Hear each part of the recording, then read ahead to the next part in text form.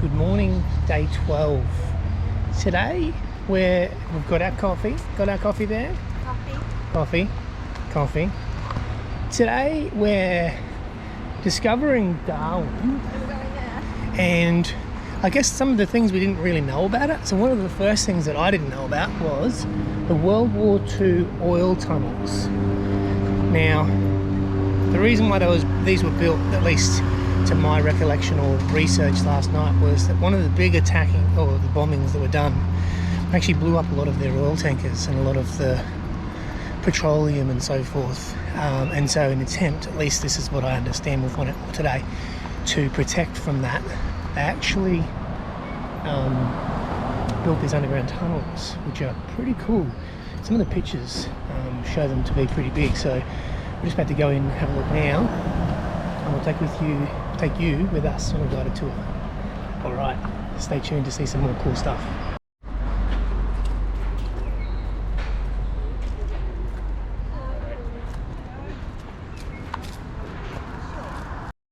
All right, this is extremely humid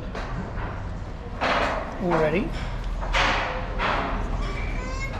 I'm going to say it is. I'm just going to play the clip. Okay, that didn't work.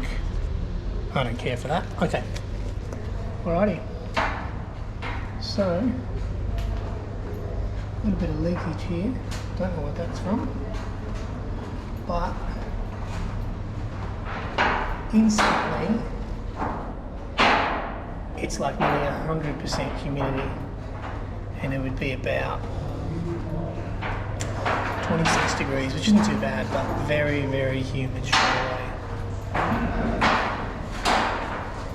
This is actually just the entrance by the looks of it. Now they set this up, as I said, because the munitions were bombed by the Japanese in 1942, I think. So now we just get to see this as a bit of a museum. We're just about to pop out to the main part.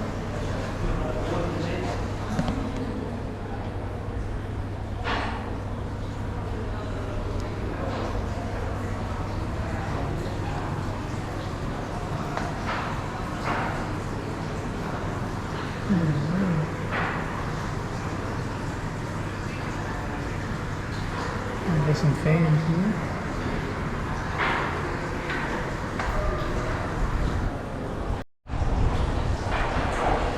So this is actually a pump room, which would have pumped. At the moment it's running out of water, but it actually would have pumped out of this reservoir, which is full of water at the moment. That would have actually been full of kerosene or whatever it was that they wanted to hold on to. Yeah, pretty cool. So my maths tells me, well, it's round, square, but if it was 77 by 4.5 by 5 meters, can't do the maths, but I'm going to say 77 by 5, 350 times 5 is 3,500, 17, pull it back a bit. So you got to pull it back to your scene. You're on live, that's fine.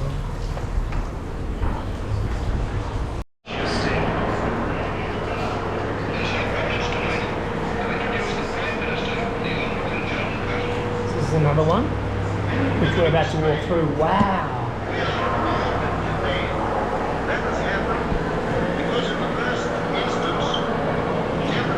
So this used to be full fuel.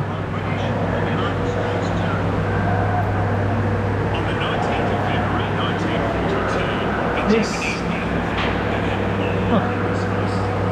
is unbelievable. This was actually full of oil. Very noisy in here, but also gives you some sense of just how much fuel was in here. This is 172 meters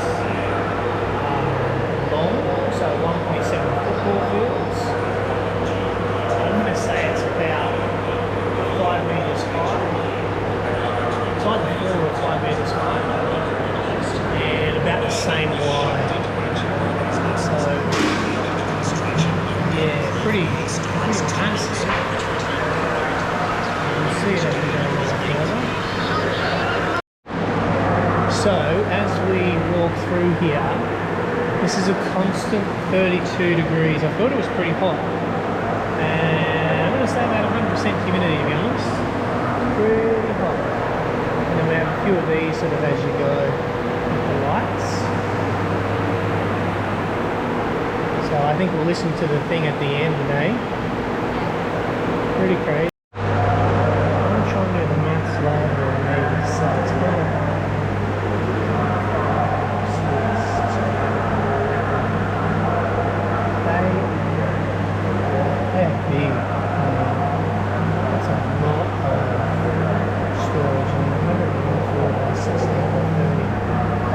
circular. I'm talking about, you know, 1 million plus litres in each reservoir. And you only have to look at 30 or so metres from the entrance. We've got another 80 or 90 to go.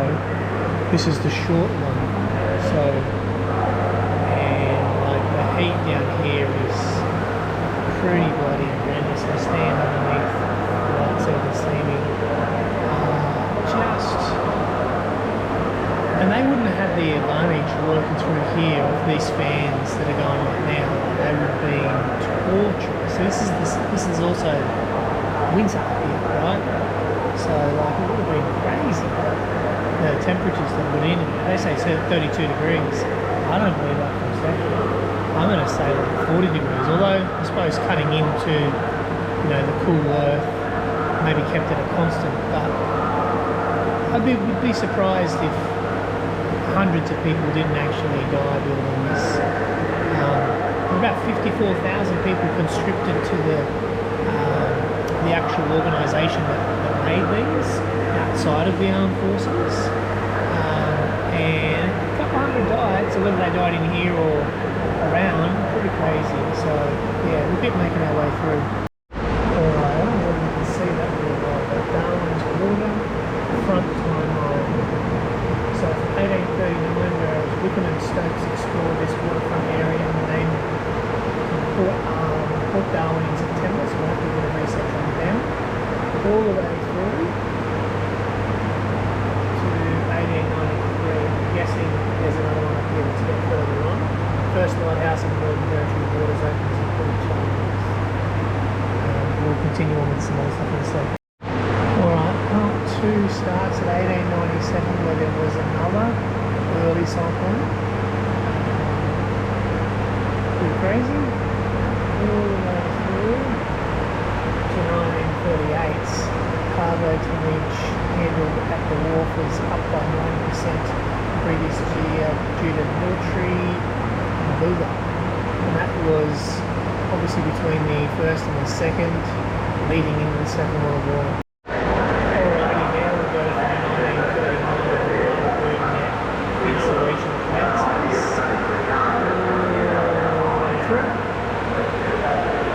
Interestingly, there back in 1946, aliens returned to Darwin's house. Obviously not in Darwin at all in the Second World War. Colonies were also built after 1976. First Vietnamese refugees arrived in November. Interesting, I reckon the timeline somewhere around here. I'm guessing before then, when the civilians were evacuated, which is an absolute possibility. And then they come back here. So there's 7 years where no one was around that wasn't actually an army. So that's a really good opportunity to actually hide stuff. I think if you look at the human sacrifice made in the world wars, it really does make you appreciate how dangerous it was. Now, I mean, here's just one example. This guy, you know, he had more than one crash landing. It doesn't really say whether he went on to die in the war, but yeah, like there were lots and lots of people who didn't make it back. I mean, look at this particular one here, ripped off the ring, but they actually made it back in one piece. Yeah, just crazy, man. And I mean, look at that. Just insane, the amount of bombs that's good. And we already dug some big trenches and sandbags, but about 2 minutes to 10 minutes later, about 138 zeros come over, and then the next thing they just pounded us, and the first 500-pound drop was on the outskirts of Larrikey Barracks ground, which is only about 500 yards from us. I took a photo of 3 of our billets in the first big hole that was left there, you know. So that was the first one, and in between that, because it's silly 19-year-old, I was about the only one that had a camera. I started walking down towards the wharf above the top, and I took photographs where they bombed the middle of the wharf, Stokes' Wharf, and then I gradually come back, not knowing that they were going to hit us again at 3 minutes to 12 the same day, same morning, you know, and I was a bit lucky actually. Well, we just swam it around. There wasn't much that we could do because we had no equipment, nothing to, only our old 303s, and they weren't much damn good. These raids got small on the ball, of course, after the first 2 big ones on the first morning. Then one of those raids, because I was in the old Darwin hospital, and I was just coming out of the anaesthetic, and I had an operation for appendicitis, and all they did was put a spare mattress over me and get my head figured out, and they then were dropping daisy cutters. Daisy cutters were little bombs that filled the metal and splashed. Yeah, no wonder there was this place was bombed. I mean, look at that waterfront. I don't know where, as a guess, we are just as full of God. I think we're over around here at the moment in terms of underground. So this whole place, which is the other side of the lagoon, was all oil tanks. They would have seen that from the skies and just went, alright, we're going to bomb this. Obviously it did bomb all of this through here. Yeah, what it would have been a strike, that's for sure. August, the Northern Territory Cabinet approves development of Fort Hill Wharf, including removal of the actual hill. Stoke Hill Wharf activity declines as Fort Hill complex takes over all the way through. 2015, new display installed in the World War II oil storage tunnels. Commences the 75th anniversary of the bombing of Darwin and Anzac Centennial and another airport wrecks heritage listed. That's crazy. I don't think there'll be others because it's 2015, so I imagine that's probably where they stop. There's some other stuff on the wall up here that will have read others as well. So despite, I guess, what you think personally about it, it was a very clever attack. I mean, there was a lot destroyed. We were clearly intending on using this northern side of Australia as a contest to the other shores. And also, let's not forget, Japanese were in Indonesia. So, plane flight from Darwin to Bali is only an hour and a half from here. I imagine maybe back in the day that was only 2.5 to 3 hours. So they could actually fly out, drop their bombs and fly back with relative ease. Obviously, we're protecting from the air here. Well, no, we weren't protecting from the air, we were protecting from the sea. Hence what happened. But I mean, it was pretty crazy days. So days I definitely never want to see again, that's for sure. I will say this, the further you come in, the cooler it gets. Not significantly cooler, but it's probably 3 or 4, maybe 5 degrees cooler up this end. It's definitely just as humid because it's obviously just a closed off tunnel, and maybe there's more air circulating up this end, but yeah, not super cool just yet till we get out. But interesting if we had to live in here, even though this was oil tunnels. This would have been crazy. I was reading this other post here, which basically talks about the fact that there was a shit ton of unexploded bombs that were landed, and they basically had to be disposed. So you had this dude here, Ray Jackson, pretty chill dude today, sitting on a bomb, not too worried about it. Yeah, the actual impact, is there any wonder why they actually got people to stay out for 5 years, why they actually made sure this was safe? But yeah, I mean, interestingly, you know, they hid ammunition in small areas so that you wouldn't be able to see them from the sky. Very, very crazy, scary time to be around.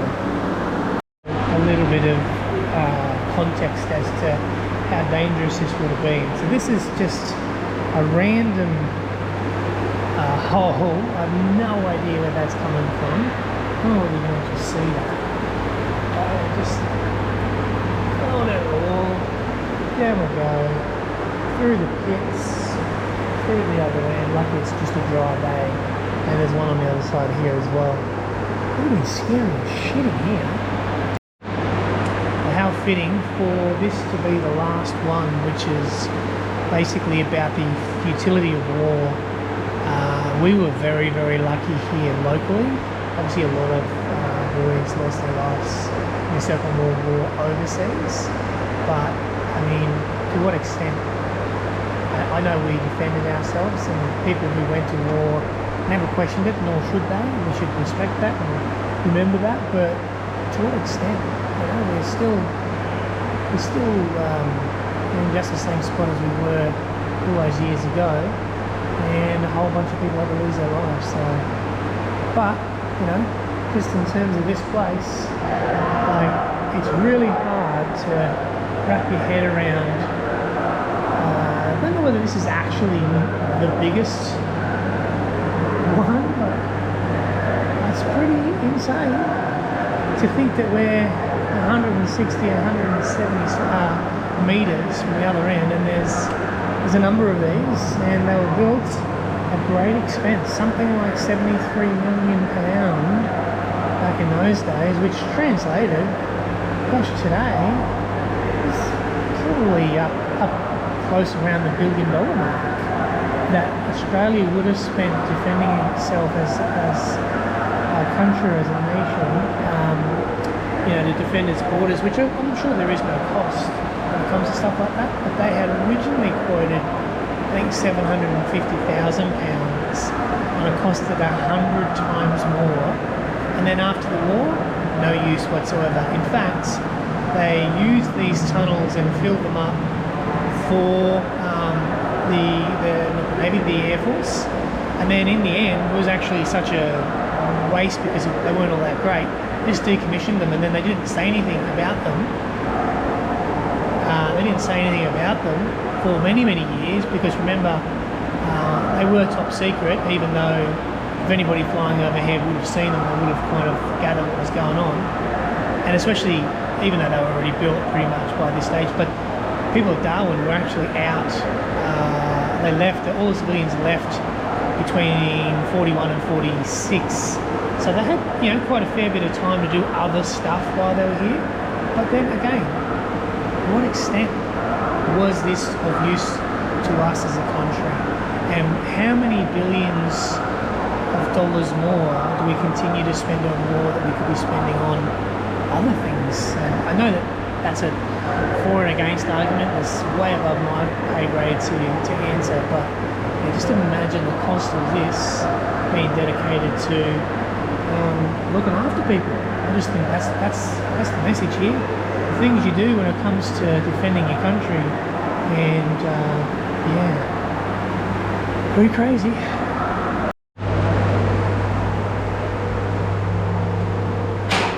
So I am 6'2", thereabouts, and this is not quite high enough for me, so this is probably a 6-foot tunnel leading out to here.